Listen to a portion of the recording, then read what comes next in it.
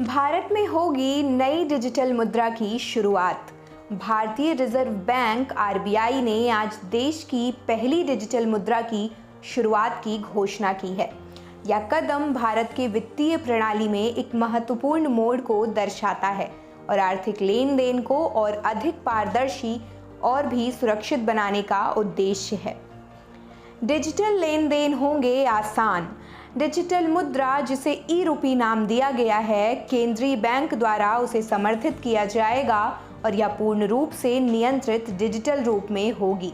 यह मुद्रा भारतीय रुपए की तरह ही कानूनी निविदा होगी और इसके द्वारा किए गए लेन देन को पूरी तरह से ट्रैक किया जा सकेगा। रिजर्व बैंक के गवर्नर शक्तिकांत दास ने इस डिजिटल मुद्रा की शुरुआत के अवसर पर कहा, ई रूपी डिजिटल लेन देन को सुलभ और सुरक्षित बनाएगी। इससे हमें नकद के उपयोग को कम करने में मदद मिलेगी और वित्तीय प्रणाली की पारदर्शिता को बढ़ावा मिलेगा। विशेष ऐप के जरिए कर सकते हैं ई रूपी को प्राप्त।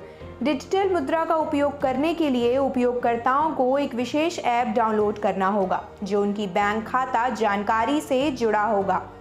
इस ऐप के माध्यम से वे ई रूपी को प्राप्त कर सकते हैं और विभिन्न डिजिटल प्लेटफॉर्म पर लेन देन कर सकते हैं।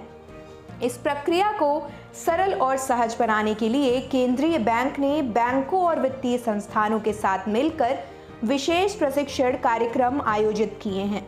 इस नई डिजिटल मुद्रा की शुरुआत के साथ ही भारत सरकार ने इसे विकासशील और उभरते बाजारों के लिए एक मॉडल के रूप में पेश किया है। यह कदम भारत को डिजिटल वित्तीय समावेशन की दिशा में एक बड़ा कदम बताता है और इसके संभावित लाभों में शामिल हैं लेन देन की गति में वृद्धि, धोखाधड़ी की संभावना में कमी और वित्तीय समावेशन को बढ़ावा देना। वैश्विक स्तर पर बड़ी उपलब्धि। विशेषज्ञों का मानना है कि यह डिजिटल मुद्रा भारतीय अर्थव्यवस्था के विकास को गति दे सकती है और सरकारी नीतियों के कार्यान्वयन में सुधार कर सकती है। इसके साथ ही साथ यह कदम भारत को डिजिटल युग में एक प्रमुख खिलाड़ी बनाने की दिशा में एक महत्वपूर्ण प्रयास है।